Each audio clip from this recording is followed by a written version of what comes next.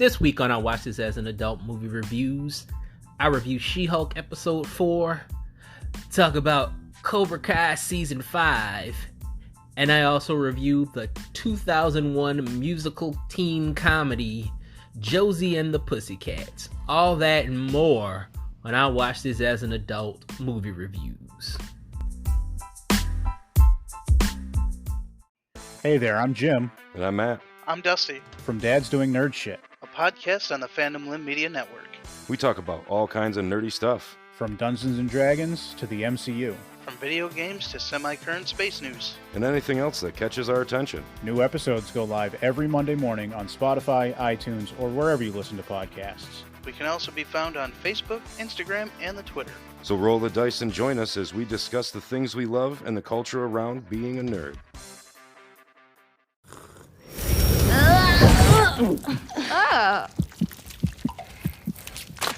Where am I? What happened to all the goblins? Who are you? Are you the Goblin King? No, I'm not. Where did you come from, miss? I grew up in Fort Lauderdale, but now my dad lives in Phoenix with his new family, so I go there sometimes. He married this woman Did a who's... cut-rate magician send you here? Not exactly. He sent me to a diff dimension, and a talking goat helped me escape a lava pit in exchange for 6 drops of my blood. Oop. Then I kind of browned out, and now I'm here. Okay, yep. Okay, no. I'm going to send you home. What's your address? I don't even remember.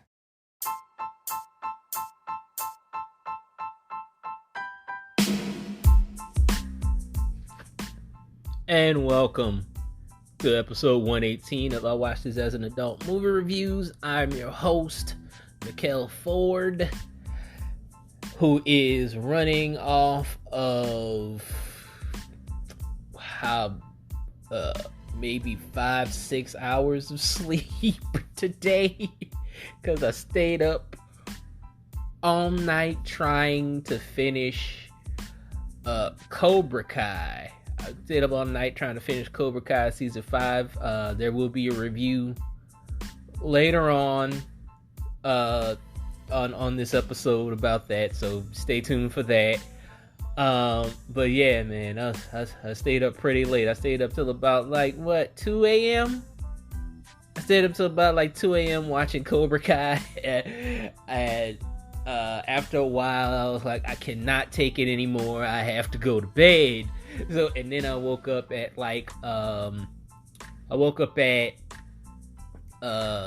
maybe 9 a.m. to finish it off. You know, I think I only had 2 episodes left, so I finished it off, you know, cuz I had some errands to run and all that stuff, you know. So I had to take care of some business, and then I came back and finished binge watched Cobra Kai, you know, as much as I could. But anyway, yeah, I'm here. We're not going to talk about Cobra Kai right now. Right now, if you heard the clip at the beginning of the episode, we're going to talk about She-Hulk Episode 4. That's what we're here to talk about.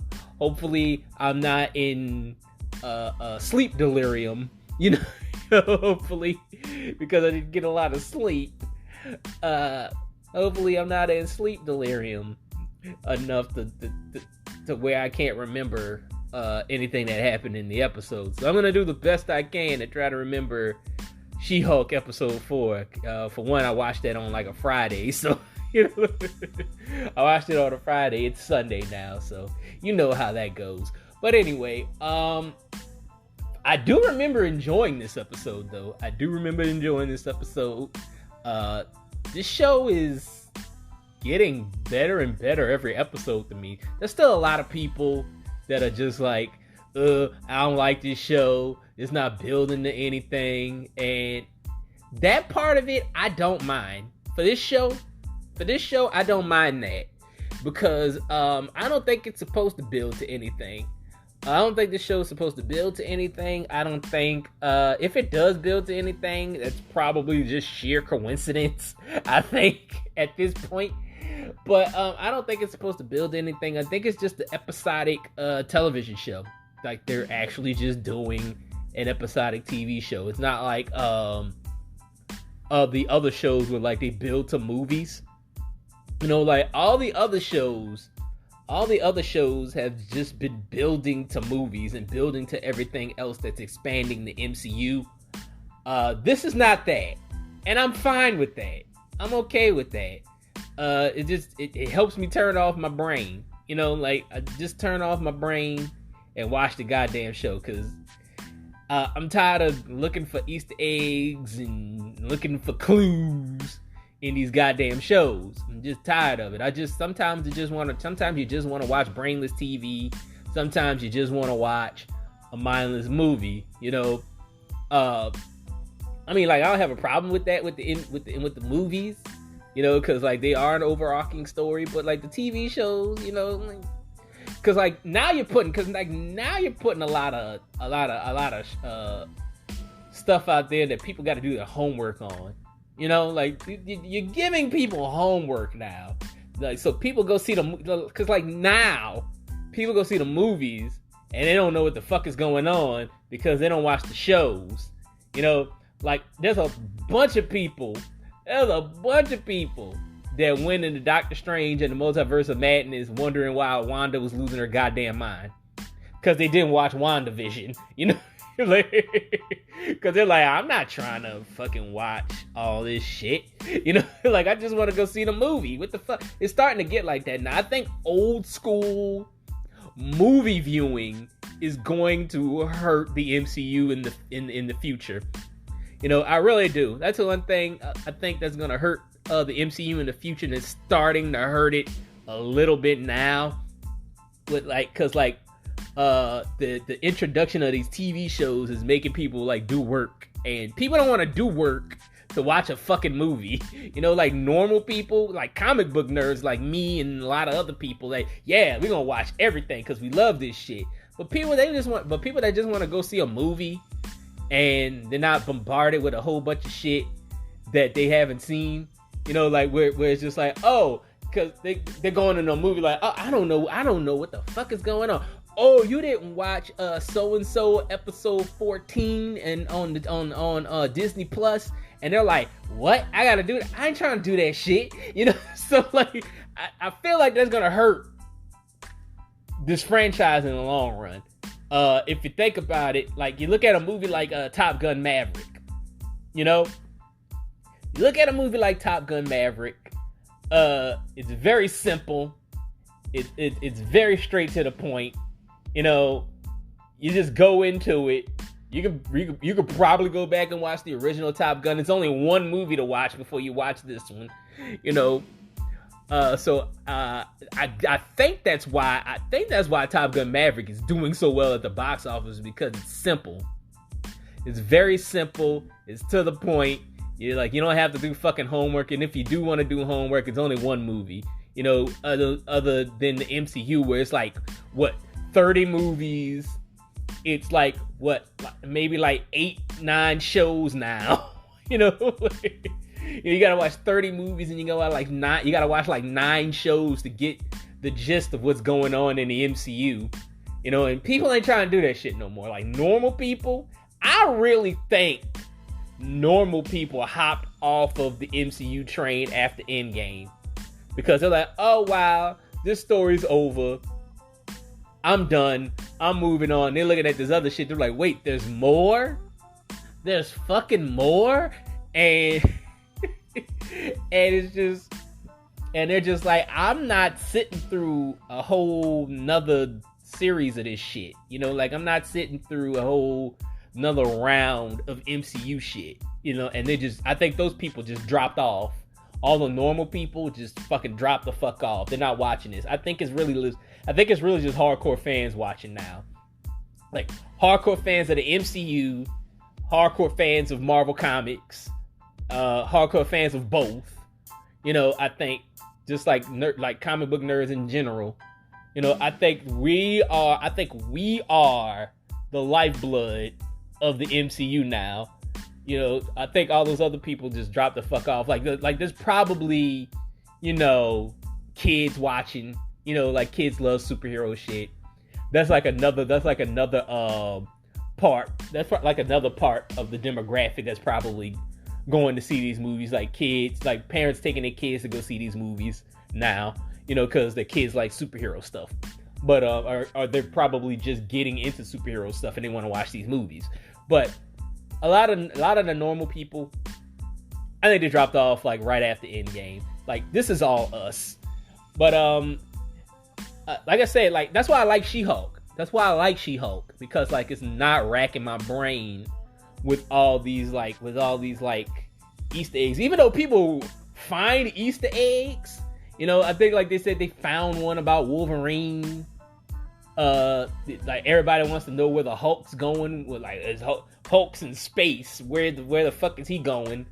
You know, the best fake out Easter egg. Oh my god, I gotta talk about this shit because it happened in this episode. It happened in episode 4. The best fake out Easter egg is when everybody thought that Johnny Blaze was going to be in this episode. They thought that Johnny Blaze was going to be on Ghost Rider. I mean, on She-Hulk. I just gave his name away. Johnny Blaze is Ghost Rider, by the way. They thought he was gonna be in She-Hulk. They thought Ghost Rider was gonna be in She-Hulk, and it turned out to be some stupid magician named Donnie Blaze.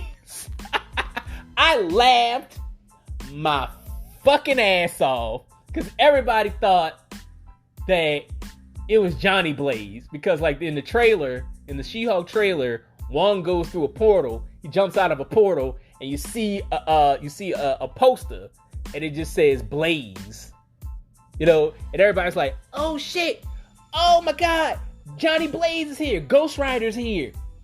And when I watched this episode, and they said, "Nah, it's Donnie Blaze, not Johnny Blaze." You know?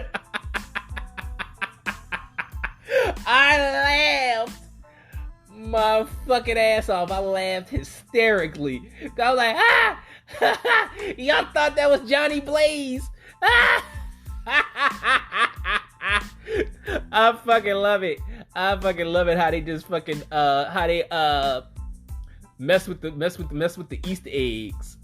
Cause everybody's looking for fucking Easter eggs. They're like, what's this? What's this? They probably still found some Easter eggs in this episode, because you can't stop a goddamn comic book nerd from investigating shit. You know, so you can't stop him from investigating. I'm tired of investigating, really. I really am. I'm just watching the shows, and if like that person shows up, they just show the fuck up. It makes it even better for me, to be honest, because when that person just shows up, and I'm like, oh shit, they here, and somebody was like, then you see the Easter egg? I'm like, no, I'm just excited that this person is here. If Ghost Rider shows up, you know, and sometime at some point in the MCU, I'm just be like, oh shit, it's Ghost Rider, you know. So like, I love it like that. I love it like that. Like, I'm not racking my brain about this shit. But this episode, like I said, this episode was damn good to me. I think this episode was a bit better than episode 3. You know, like I really liked episode 3. But like this show keeps elevating. I think this show keeps elevating. Can't wait to see episode 5. But like to see where that goes. But like I said, enjoyed this episode a whole lot. I love that they're sticking with the courtroom aspect of the show. Because like She-Hulk actually defended somebody.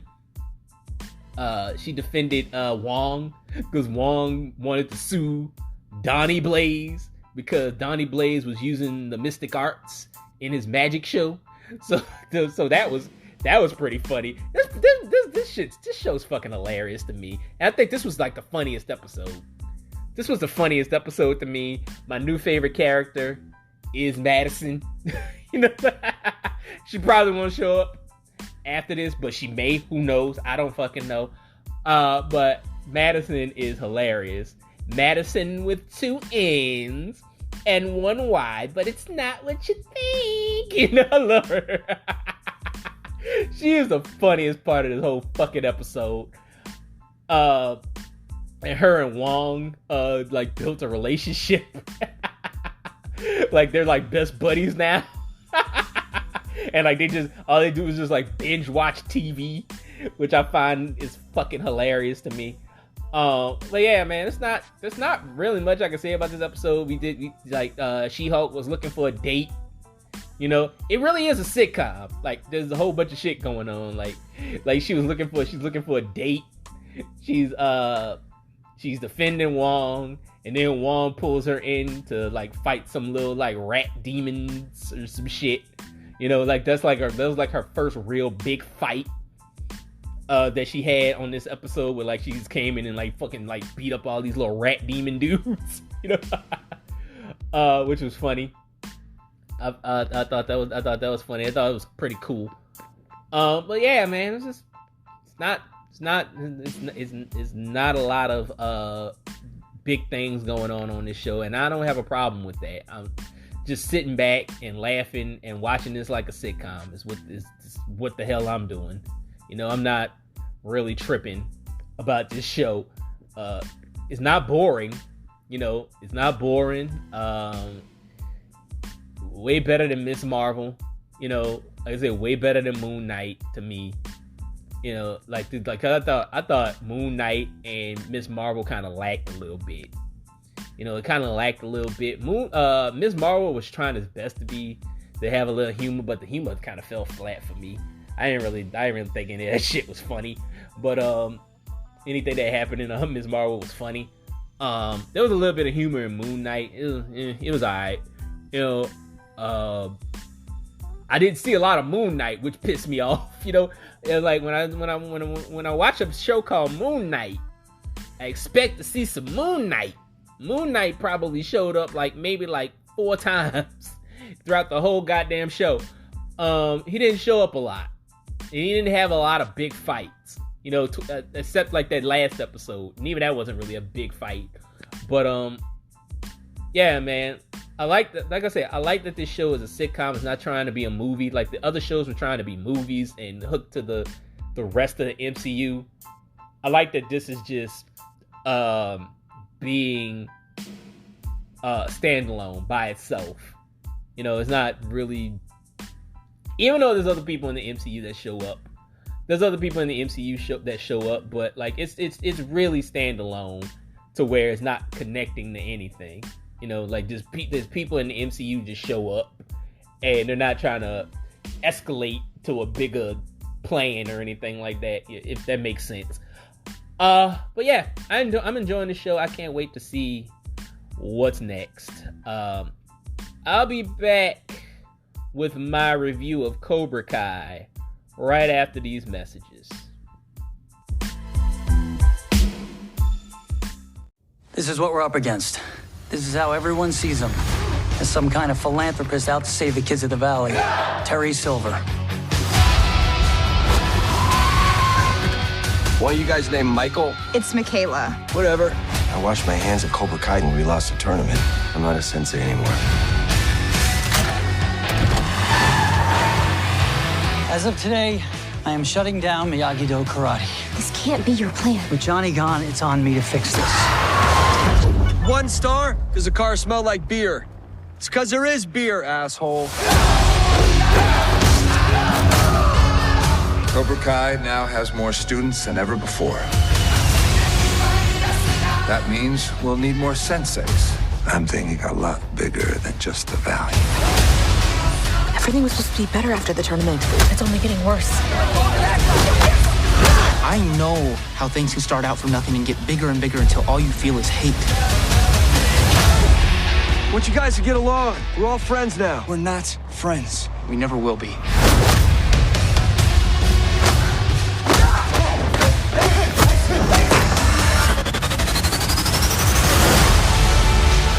Silver's dividing and conquering. If this continues, all that we have fought for will not even be memory. I need you to see which of my students are ready to take the next step. You really won't stop. You need to let me and Chosen handle this. It's the only way to make it all end. Fine. Handle it. All we gotta do is get our hands dirty. If you continue down this path, nothing in your life will ever be the same again.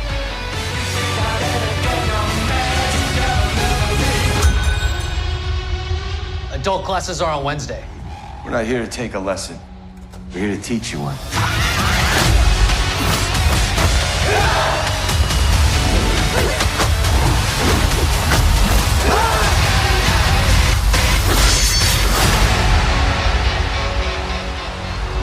I'm happy to hear that you're doing well with the others. Yeah, well, I make friends pretty easily. I find that a little kindness goes a long way.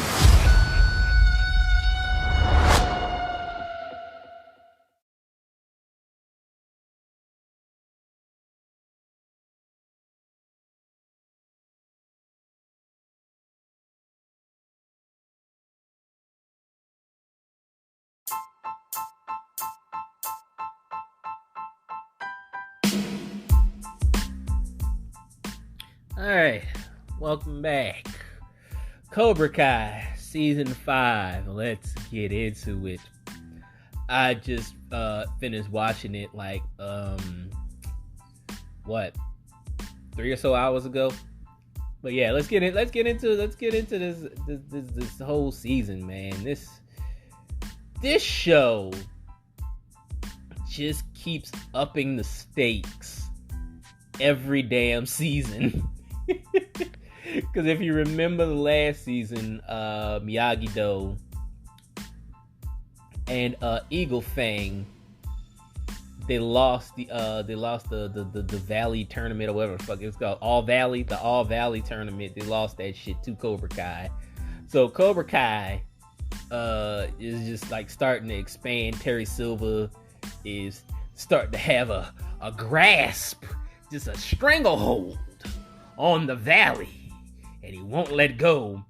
And Daniel LaRusso, played by Ralph Macchio, is trying to figure out a way to stop Terry Silver from expanding Cobra Kai and taking over the Valley. He's the only one that really cares about this shit because everybody else has moved on, you know.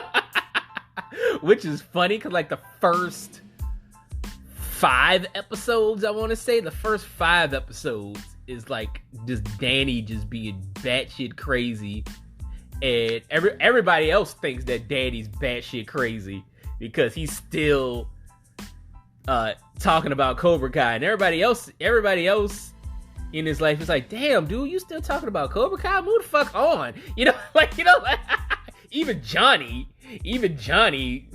who was like fighting Cobra Kai hard last season, even this season, he was like, man, I'm done with that shit. Like I've moved the fuck on. He was like, I'm trying to spend some time with my son. Like I'm trying to build a relationship with my son, and also my stepson ran away to Mexico, so I gotta go find him. So so he's just like. So he's like, I'm done with Cobra Kai. I think he even told Danny that too. He told Danny that. He's like, dude, I'm done. I think he said, I washed my hands of Cobra Kai. We lost. Get over it, right? So because Danny came to him. He's like, yo, we gotta fight Cobra Kai. He's like, man, you still on that shit? You're like, I'm over that. So like the first 5 episodes, Danny's looking like a nut. Really, he brought in Chosen from Karate Kid 2, to help him. Chosen is a ride or die, man. I love Chosen.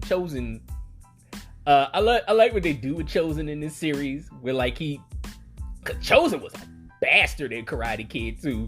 Like Karate Kid 2, he was an asshole. He was like a fucking murderous, villainous asshole. Here, he's like a lovable, murderous, villainous asshole. They give him a heart of gold. Like he doesn't let his friends down. Like anything his friends want to do, he got their back. Like anything that Daniel wanted to do, Chosen was like, what you want me to do? Like he was like he had Daniel's back no matter what. He was like, he didn't give a fuck. He was like, Daniel, you need me to go kill these motherfuckers? I'll go do it. You know, so, and Daniel was like, no, whoa, we not killing nobody. He was like, you know, you're like, all right, you're like, whatever you want to do, man. But you know, like, that was Chosen. Chosen was a gangster. But yeah, man, this is like, but everybody else is just like, I think even like the kids have moved on. They're like, we ain't fucking talking about Cobra Kai no more. You know, like they don't give a fuck about Cobra Kai anymore.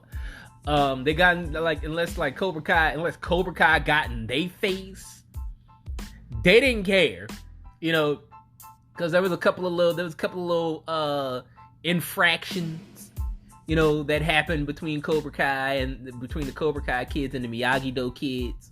You know, there was a couple of little fights, but mostly it was kind of like infighting between Miguel and what's Johnny's son name? I keep forgetting his name. What's that boy name? I keep wanting to call him Connor for some reason, you know. But I know it's not Robbie. That's his name. He looks like a Connor for some reason. I just want to name him Connor, but call him Connor.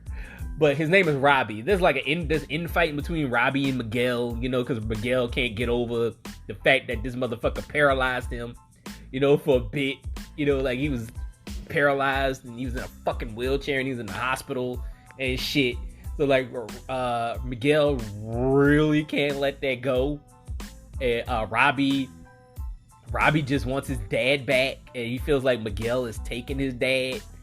You know, so and he just wants to be Johnny's son. You know, like he wants to spend time with Johnny and have Johnny be a dad to him, and he feels like Miguel is getting in the way of that.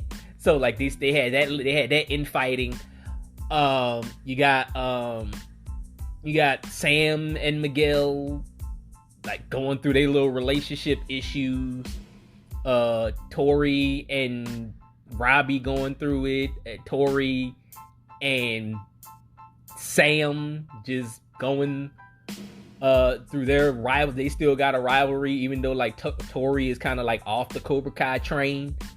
It's like once she finds out that she didn't really win the tournament. You know, I'm spoiling for everybody. I'm sorry. I'm spoiling the show.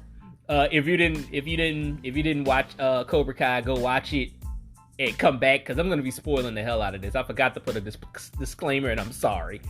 But like Tori's like she's off the Cobra Kai train. She's ever since she found out that like the judges got paid off to help her win. You know, she's off that train because like she was like, I didn't really win. You guys cheated. So like she's pretty much done with Cobra Kai. Even though she does still go to class, but she's in like her mind, she's like not in it. Her mind is not in it. And like she's trying to come over to the Miyagi-Do crew, but they're like, you're a fucking bitch, and we don't want to be bothered with you, you know, type of shit. The only person that still wants to be bothered with her is Robbie, because that's his girlfriend. So like you got that going on. You got the black kid Kenny going through like his internal struggles, dealing with his anger, and Robbie just trying like hell to try to get him over to Miyagi-Do so he could change his heart. You know, cause like Kenny was a fucking problem in this season. Like he was getting bullied last season by Daniel's son, which I think that was just like peer pressure. You know, like Daniel's son was getting peer pressured into bullying that kid. But Kenny don't give a fuck. Kenny heart is cold this season. You know, like pretty much. His heart is cold as ice this season, and he is just giving it to Danny's son. You know, like to the point to where like it's just fucking. I was like, how much can this kid take? You know, like, how much can Danny's son take? You know, it's like in a way he kind of deserved it because he started bullying him first, but in a way you kind of feel sorry for him, and in a way you kind of feel sorry for Kenny too, because he has a lot of hate and aggression in his heart because he was being bullied. You know, and like he ain't got no heart. He ain't got no place in his heart. He ain't got no compassion in his heart for nobody. You know, even Robbie, because like Robbie was trying to be like his like a big brother to him, and try to get him like I say, try to get him away from Cobra Kai, and he just told Kenny. Kenny just told Robbie to get the fuck out of his face. You know. And he said, "You get my," he was like, pretty much, "You get in my face one more time, I'm gonna kick your ass." Pretty much, like he told Robbie like, "I'm gonna fuck you up if you get in my face again." You know, like pretty much. So, but like just like Robbie just trying like hell to get Kenny on his side, you know. So like, and to try to save Kenny, you know. But yeah, man, this show is just wild. Like I said, the first 5 episodes is just Danny just losing his mind, you know, and Terry just playing fucking mind games with him. Terry Silver just playing a whole bunch of fucking mind games with him, and to the point to where finally, Terry like throws Danny into a trap, and I think it's about like season 5, like around like episode 5 or episode 6, I like the end of episode 5, where he throws just Danny into this trap, like cause like Stingray is back, played by Paul Walter Hauser, the big fat guy. He's back, and like Terry just pretty much kind of like becomes like his sugar daddy kind of, you know.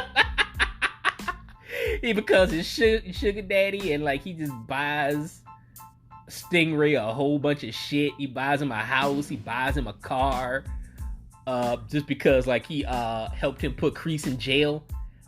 Like he lied and said that Kreese beat him up when it was really Terry Silver that beat him up.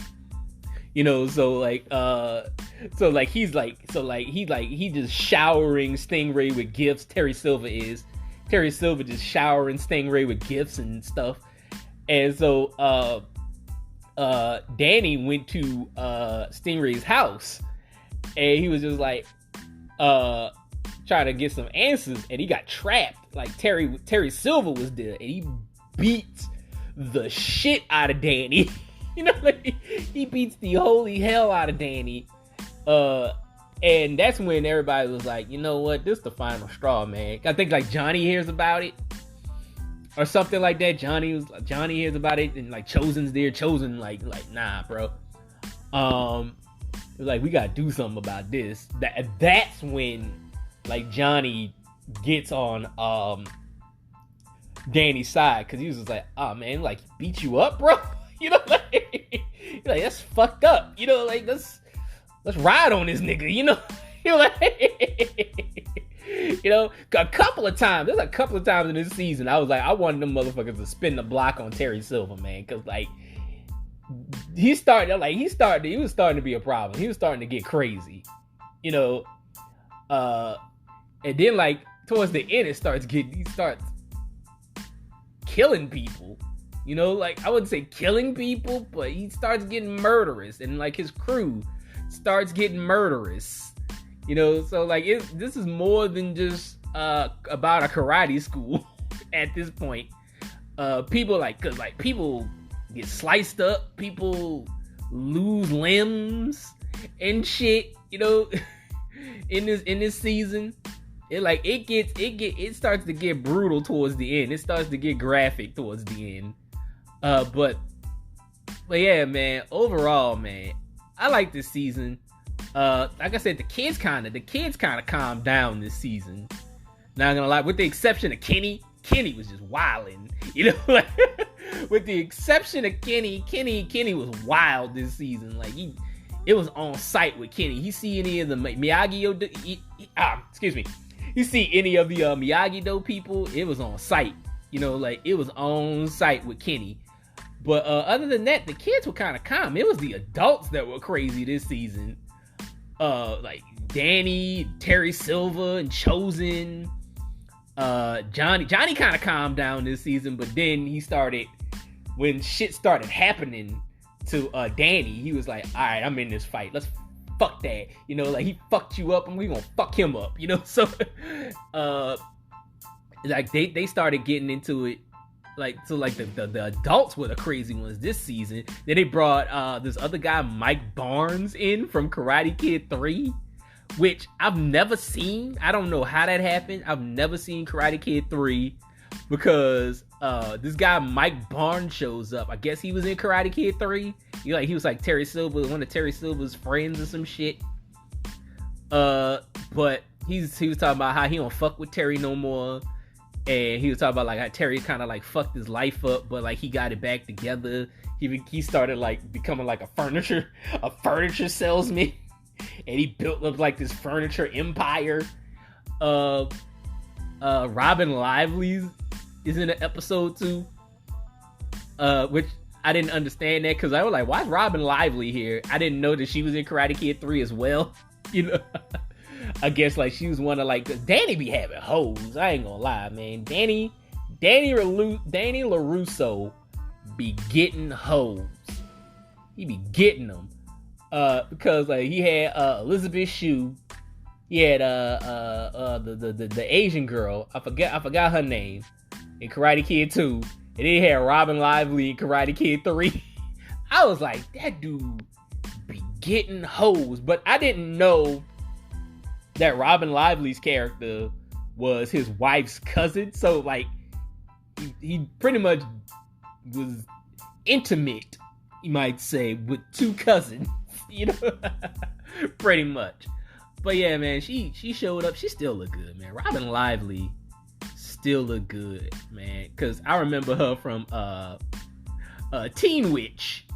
There was a movie out back in like the late 80s called Teen Witch. And I used to watch that movie a lot when I was a kid. I remember I had that movie made me have like a big crush on Robin Lively. You know, who if you don't know, Robin Lively is Blake Lively's older sister. So like they're sisters. Blake Lively and Robin Lively are sisters. So but yeah, man, she shows up out of nowhere, and I was like, okay, she's here. All right. You know, but yeah, I gotta go back and watch Karate Kid 3. I really do, because I only watched Karate Kid 1 and 2, and I watched the next Karate Kid. Totally skipped over Karate Kid 3 for some reason. I don't know why. But yeah, man, overall, I enjoyed this season. This season was really fucking good. You know? And it's not over. It's not over.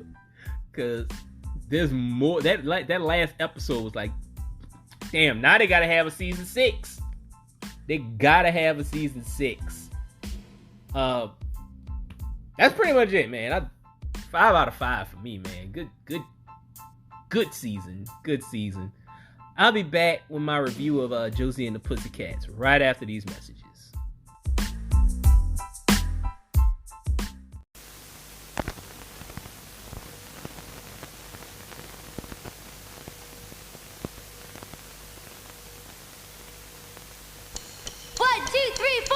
This year, they're in movie theaters everywhere. Here's Josie and the Pussycats. I'm a punk rock prom queen, brown paper magazine, hotter than you've ever seen, but everywhere in between.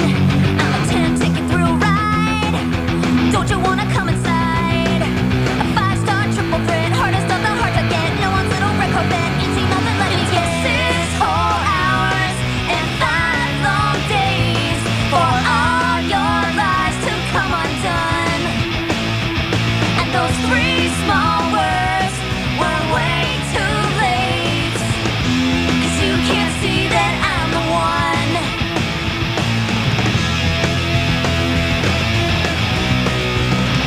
Friends first. I'm your late night head rush, ace high royal flush, red velvet orange crush. You just don't impress me much. A glossy double cover spread opened up inside your head. A black cherry paradise, half the sugar, twice the spice. I don't wanna treat you nice. Come on, baby, roll the dice. 6 whole hours and 5 long days for all your lives to come undone. And those 3 small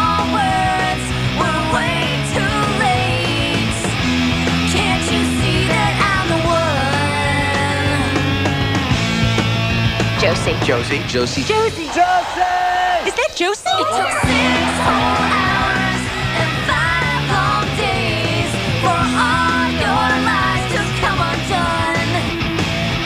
And those 3 small words were way too late. 'Cause you can't see that I'm the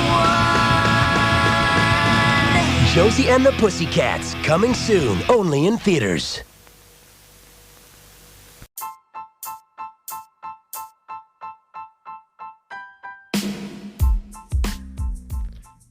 Josie and the Pussycats from 2001. Let's get into the technical here. This movie was written and directed by Deborah Kaplan and Harry Elfont. The movie is based on the 1963 comic book created by Dan DeCarlo. It's part of the Archie universe, set in Riverdale, the fictional town of Riverdale. The movie had a budget of $39 million, but brought in $14.9 million, which makes this movie a box office bomb. The movie has a Rotten Tomatoes score of 53%, which, give or take in there, I really don't go by what Rotten Tomatoes says anymore. It's just good info to put into the episode now. But it's just good info to put in. There isn't much casting info in this movie, but like the casting of the Pussycats, like Rachel Lee Cook, who plays Josie, she got the role of Josie, simply because like the directors, like they remembered when she auditioned for the lead in Can't Hardly Wait, they remembered her and they cast her as Josie. This is the one, the casting of Val was the hard part, because Beyonce, Aaliyah, and Lisa Lopez, Left Eye from TLC, they all auditioned for the role of Val Brown, before it was given to Rosario Dawson. Lopez read for the role twice and didn't get it. Beyonce didn't get the role because the directors, like, they thought she was too shy and meek. She didn't give a good audition, really, because like they thought she was too shy, she was too meek, she was too introverted and closed in.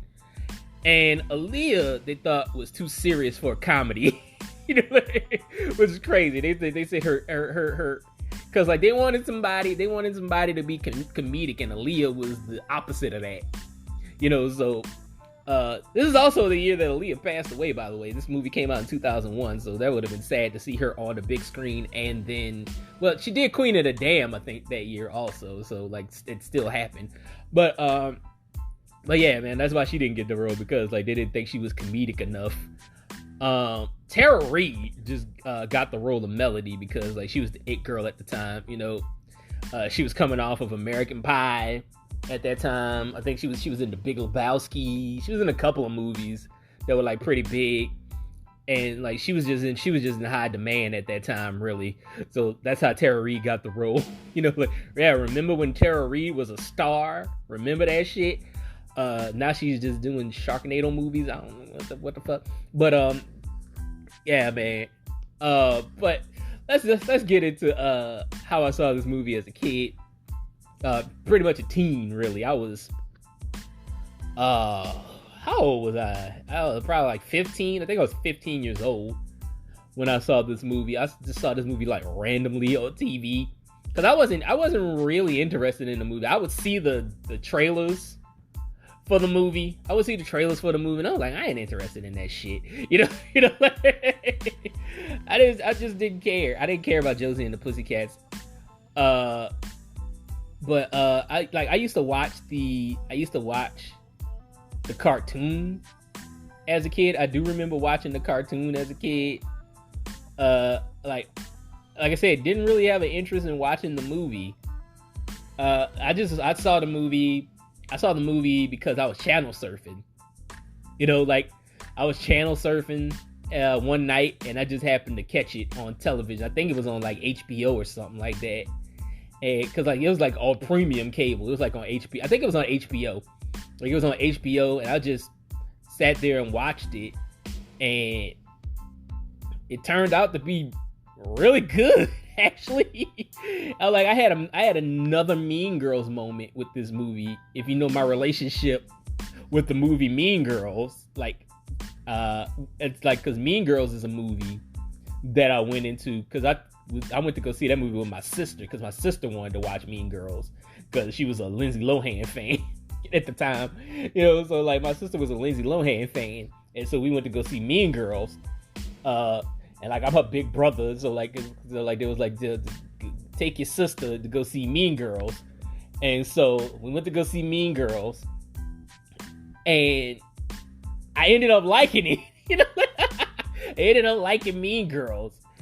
And that's what happened with Josie and the Pussycats. Like, I ended up liking Josie and the Pussycats initially as a teenager. It actually became one of my favorite movies. Like, I would watch Josie and the Pussycats a lot back in the day. But let's see how I feel about this movie as a grown-ass man now. Let's get into it now. The opening of this movie is the most early 2000s thing you ever want to see, because like this movie came out at like the pinnacle, like the peak of boy band fever, of teen pop fever. It was like almost, I think this is like I said, this is the pinnacle, this is the peak, and like it was about to be on it was all about to be on the decline, it was about to be on its way down. They make fun of that. Like, this movie makes fun of that with a boy band named Du Jour. There's a boy band in here named Du Jour, played by Seth Green, Donald Faison, Breckin Meyer, and this other actor named Alexander Martin. They played this parody boy band group. And it's pretty funny. Like, it's pretty fucking hilarious. Like all those guys play those roles well. They do just a great parody of what a boy band was in the early 2000s. So like they do a really good job of that. Alan Cummins is also in this movie. Like, he's an evil record producer named Wyatt. When I say evil, like I mean like super villain evil. Like, he will kill you without hesitation. Like, there's a couple of times where he was gonna pull the trigger on Josie and the Pussycats. A couple of times in this movie when because he's supposed to like keep like his artists blind to what's really going on in the music business, but like when they have an epiphany and they find out some shit, he's like, okay, I'm gonna have to pull the trigger on these motherfuckers, and then and get rid of them because they're gonna start talking. But yeah, that's Wyatt. After that, we meet Josie and the Pussycats in like this pretty like hilarious music video opening. Josie is played by Rachel Lee Cook. Melody is played by Tara Reid, and Val is played by Rosario Dawson, which I can't lie, she distracted me like this whole goddamn movie. I'm not gonna lie. I still have a huge crush on Rosario Dawson. Still got a thing for Rosario Dawson. Funny story is, I actually ran into her, or should I say she ran into me. She ran into me at a comic book convention, and I screamed like a teenage girl when she ran in. When I say she literally ran into me, she ran into me like she was on my back. Like she was on my back, and she touched my lower back. Like, her hand was like an inch away from like my ass crack, and like it was like the greatest day of my life, because Rosario Dawson ran into my back and touched my lower back, like she damn near almost grabbed my ass, but like it was an accident. I understand, like I said, like I remember it, she probably don't, she probably runs into a whole bunch of people. She's a fucking celebrity. So but like she ran into my back and like she grabbed my back, like the back of my, like I said, she almost pretty much grabbed my ass, so kinda. And she said, "Oh, I'm sorry." And I turned around. I'm like, "Oh my god!" Cause I was like, I thought it was somebody doing some funny shit, cause I was in a line, and I was in a line. I thought somebody was trying to do some funny business. You know what I'm saying? And I was like, who grabbed my ass? And I was about to turn around and fight somebody. Cause I was like, somebody grabbing my ass, and I turn around and it's Rosario Dawson. I'm like, oh my god! Cause I was about to get mad. I'm like, what? I was like, what dude thinks this is funny to grab my ass? And I turn around and it's her. And I'm like, oh my god! And she said she was sorry. And I wanted to hug her. So goddamn bad, I'm not gonna lie, but she had security there. So like her security was there and they was rushing her along and shit. And I was like, oh my god, I start screaming and shit. I was like, Rosario Dawson, touching my butt. I was like, pretty much like she touched my lower back ass crack part of my back. So I was like, so I was like, it was the greatest day of my fucking life. If I didn't take shits, and I would have never washed that lower back, like ever again. But I got to, because that's not sanitary. But back to the movie.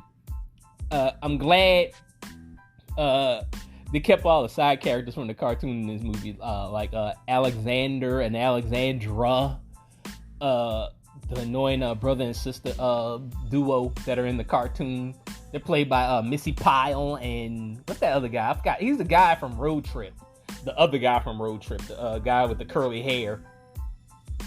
The I don't know what race that dude is. I don't know if he's Jewish or he's Brazilian or whatever. I don't know what he is, but he's got like curly hair. He's a curly haired smart dude from Road Trip. Yeah, they play Alexander and Alexandra. Alan M is in here also. I was like, so I'm glad they kept like all the characters. The cat's not here, though. They didn't include the cat. Maybe because they didn't want to pay for a cat. I don't know if anybody on set is probably allergic to cats. They probably tried out the cat and they was like, the cat's not working. Get rid of the cat. But the cat's not here because they had a cat on the cartoon and in the comic book, and that cat's not there. But because like I said, like that's the only thing they omitted, because like they could have easily not put these characters in. They could have easily left out Alexander, Alexandra, and Alan. They all their names start with A, so triple A, So like I said, they could have easily left them out, but I commend them for leaving those characters in. They even kind of make a joke about it, like a meta joke about it, because like somebody says, I think like the brother or somebody tells Alexandria, he said, "Why are you even here?" And she said, "Cause I'm in the comic book, silly." I was like, that's funny. That's funny. They acknowledged the comic book. I was like, that's hilarious. But yeah, like they could have not put him in, and they put him in here, so that's cool. I love the flashy style of this movie. Also, like the late 90s and the early 2000s were a very flashy era, and it was very bright, very poppy, very just in your face. It was the late 90s were just like the 80s, like the late 80s, like just very colorful and day glow and just very flashy. And this movie captures that perfectly. Like, it also makes fun of how vapid that era was. Like it was a very vapid era, coming off of grunge.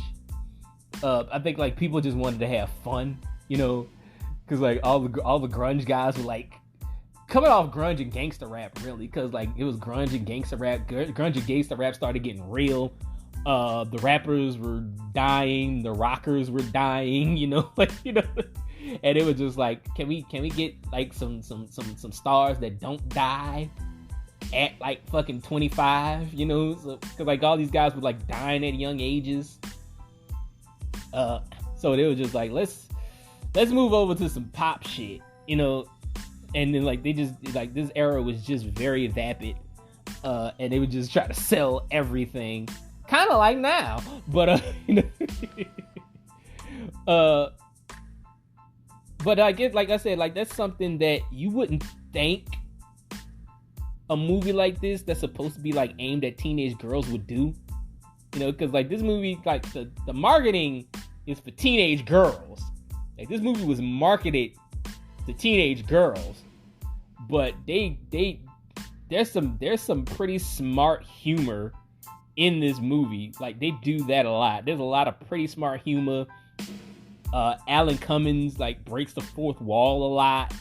Like I said, even like Missy Pyle's character broke the fourth wall when like she was like, "I'm in the comic book, silly." You know? That was funny. But like, yeah, there's a lot of smart humor in this movie. Like something that is targeted towards like not even like older teenage girls, like preteens, like 11, 12, 13, 14-year-olds. You know, like it's targeted towards them, but this movie's pretty fucking smart. The girls are serviceable. The three girls that play the Pussycats, you know, like they're serviceable. Like I'm not expecting like Academy Award winning performances for Josie and the Pussycats, you know. So you know, I'm not expecting that, you know. You know, like they do what they gotta do. They got their own little charms to them. Rosario Dawson's the best actress out of the three of them, really. You can tell why she still has a long-standing career. The other two don't, you know, because like I said, Tara Reid still acts, but she's not like upper echelon acting anymore. Rachel Lee Cook, I didn't even know she was still acting. I had to look her up. I had to look up her IMDb to see if she was still around. She's still out here. I just don't see her very often. But yeah, Rosario Dawson, like out of the three Pussycats girls, there's actually a band called Pussycat Girls, but which is funny. Out of the three Pussycats, she's the best actress out of the three of them. Like I said, I was looking at this movie. I was like, I see why she's the one that still has the better career out of the three of them.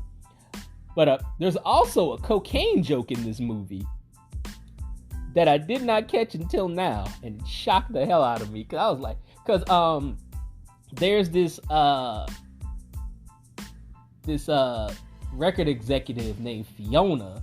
She's like the head of Mega Records or something like that. She's played by Parker Posey, and she is in her office, and like she's got all like these like government people, because like she's telling them, yeah, we use this, because like she's pretty much telling them like, yeah, we use this music to brainwash people. You know, we want to brainwash them to buy stuff. And like she had like a button on her desk, but it was like covered in a fucking pile of cocaine. And she just wiped the cocaine away. I was like, and like that, I didn't even catch that shit when I watched it. All the times I watched this movie, I did not catch that they had a cocaine joke in this movie. It was like, this bitch is hopped up on cocaine. She's like wiped the cocaine away. But like I said, like this movie like really exposes the music business. You know, like I'm surprised that this movie actually got released, because it's so honest. It's too honest. You know, like the stuff that is in this movie, you would think they would want buried. Like the music industry, you would think they would want this buried, but it came out. You know, the movie came out, and nothing. You know, like nobody's dead. So, but let's talk about Wyatt. Wyatt is low key racist as well. You know, Wyatt played by I already said Alan Cummins. His character is like kind of low key racist because like he's pretty shitty to Val. He's pretty shitty to Val for like no reason. Like the only reason I could think of is because she's black. You know, that's the only reason I could think of, because like he doesn't treat Tara Reid's character like that. I understand him giving special treatment to Josie because she's the lead singer, but like he doesn't treat Melody like that, but he treats Val like shit. And that's like the only reason I could think of. Is like, is it because she's black? He even kind of makes a joke about it a little bit. He said like one of them, like, because like he's explaining Josie and the Pussycats to Parker Posey's character, and he said like, yeah, one of them's a little tan, you know. And I was like, this motherfucker is a racist. That was the only thing I could think of about that. The singer Babyface makes a cameo in this movie. Like he's like on a parody episode of Behind the Music. They're like making fun of like the Captain and Tennille, which is like an old 70s duo. Like they're a husband and wife duo from the 70s. Like they used to make songs together. And like he's like a parody of like the forgotten member of Captain and Tennille. He's the chief, you know. And like Babyface is like in all this like old man makeup. And like it's actually pretty funny because he was like, I wrote all the songs, and they cut me out. It's a funny clip. If you can find the clip, Babyface and Josie and the Pussycats, it's a funny clip. If you can find it, you can find it. I'll probably put it up on my Twitter, Watched Pod. Go follow Watch Pod on Twitter. I'll probably put it up if I can find that clip. I'll put it up on Twitter. It's pretty fucking hilarious. Like I said, Parker Posey's character is pretty strange. You know, like she's just strange, man. I don't even have a joke for that. She's just weird. Like maybe it's the cocaine. I don't know. Shit. But Aries Spears is in this movie. By the way, sorry. I was just looking at my notes. I realized I gotta talk about Aries Spears. You know, like, cause I didn't plan this. I didn't plan this shit. I know he's in the news right now. This was a total coincidence. I totally forgot. I totally forgot that Aries Spears was in Josie and the Pussycats. I totally forgot. Cause he pops up in the movie. I'm like, oh my god, it's Aries Spears. I was like, oh my god, it's Aries Spears. He's in this movie and he's in the news right now for some fucked up shit. You know, like, but this was a total coincidence. I forgot this dude was in this movie. I'm like, he's pretty funny. You know, he's funny in the movie. Like, probably not the most popular thing to say right now, knowing that he's in the news for some fucked up shit. But, you know, like, the guy's still talented. You know, that's not gonna take away from his talent. You know, like, Bill Cosby's still talented. O.J. Simpson is still talented. You know, but even though they've done what they've done, and like, even though I don't like R. Kelly, a lot of people, he's a talented songwriter. You know, like, they're just pieces of shit human beings. You know, there's a lot of pieces of shit human beings. Roman Polanski was a good director. You know, you know, like you could have talent and be a piece of shit. You know, just what it is, man. Like, that's like, he's not bad in the movie. You know, he's not bad. He's actually thinner than what he is now. You know, like, because he was kind of like a teen. He was kind of like a teen heartthrob looking dude back in the day. You know, like, if you've never seen Aries Spears when he was young, and like, because I think he told a story about how they had, like, Fox had him on a retainer deal. You know, like, because that's how he got on Mad TV. But like, they were trying to find something for him to do. And he said they were gonna put him on Beverly Hills 90210. Like, he was gonna be like a new cast member on Beverly Hills 90210. And, like, he told his story because, like, they had him because, like, they were talking about, because, like, I think Aaron Spelling liked him. And he was talking about how he thought he was a good-looking kid. He's like, that's a good-looking kid right there. He was like, I'm going to put him on my show. And nothing, like, really came of it. And he got on this other show called South of Sunset. Where, like, he was like, I don't know. I've never really watched the show. I just saw, like, a clip of the show. I don't know what the show is about. But it has Glenn Frey from the Eagles. The band The Eagles. Like, he's in the show. Like, he's, like, the lead character. And Aries Spears is, like, his sidekick or some shit. And they were talking about how women, like, responded to Aries. I think he was talking about that when the show was on. Like, women responded to Aries and they thought he was a good looking dude and shit. And but the show got canceled because of Glenn Frey. Like, Glenn Frey had some problems and some shit like that, and the show got canceled. But yeah, man, it was like he was actually not a bad looking dude back in the day, actually. Because, like, everybody talking about how fat he is now and how he's got, like, circles on his eyes and shit. But you go back and look at him in the 90s, he was not a bad looking cat. And in the early 2000s as well. But yeah, I know, like I said, I know it's not good to talk about him right now, but I had to because he's in the fucking movie and he's got a pretty prominent role in the fucking movie also. But Carson Daly's also in this movie as an exaggerated version of himself. Like, he's playing like a murderous version of himself. You know, like, that's in on all the brainwashing and shit. I believe he and Tara Reid were a couple at this time because they have a lot of inside jokes about that shit towards the end. Because, like, Wyatt is talking about, you guys are going to be on TRL. And Tara Reid's character, Melody, she was like, "Ooh, do I get to touch Carson Daly?" And he said, "Any way you like," you know. And even like when her and Carson are in the room together, and like Carson's trying to kill Josie and trying to kill the Pussycats, trying to kill Rosario Dawson and Tara Reid, and like there's a lot of inside jokes between Carson and Tara in that scene. Where, like, he's like, yo, you're kind of hot, you know, like, or some shit like that. He was like, you think we could go out or something? And all that shit. And I think because, like, it just popped in my head. It was, like, in my pop culture Rolodex.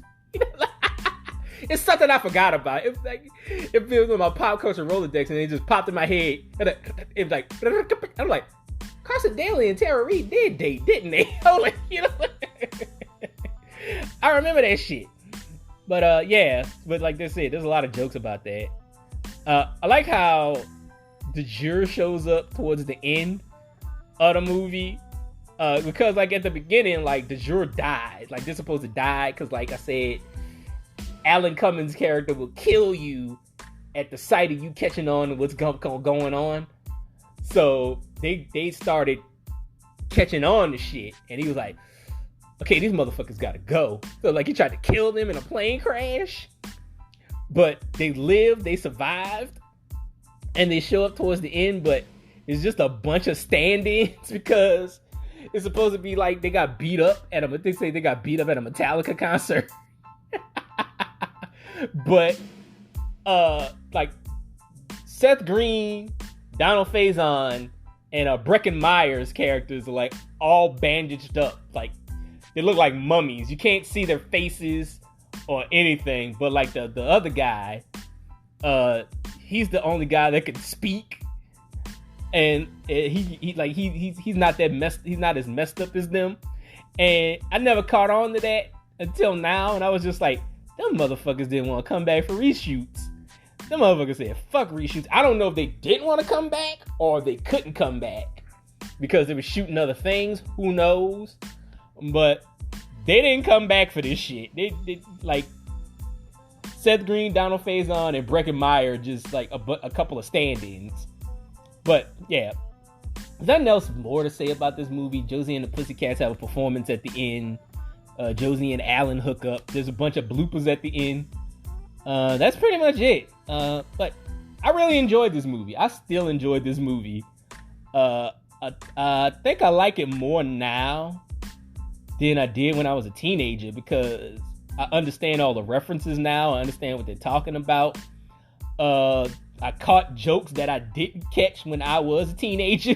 You know, that now as an adult who live life, I'm like, oh shit. You know, I'm like, that's what that was. You know, like, like this movie is very smart, and I think a lot of people might have written it off because like the advertisement for the movie was just aimed at teenage girls. But go back and watch this movie, man. I recommend you guys go back and watch this movie because you're missing out on a lot of really thought-provoking satire. It's like in the vein of like Mel Brooks, really. Like it's some Mel Brooks shit. Like they wrote this movie. Whoever wrote this movie was a big fan of Mel Brooks. Like I say, like the two writers, like one of the people who wrote this movie, like they had to be a big fan of Mel Brooks because there's a lot of Mel Brooks-esque humor in this movie. There's a lot of Mel Brooks-esque humor. There's a lot of Zucker Brothers type humor in this movie. You know, which you wouldn't think of for a movie about a comic book aimed at teenage girls. You know what I'm saying? Because like they lean into the teenage stuff. Like there's a lot of pop music that might get on your fucking nerves. You know, like a lot of pop music that might get on your nerves. Because like I'm listening, because like I don't really have a problem with the music, but like I was saying, like a lot of people who don't like that type of music probably gonna get on their fucking nerves. But sit through it. It's a very funny movie, very good movie, very smart movie.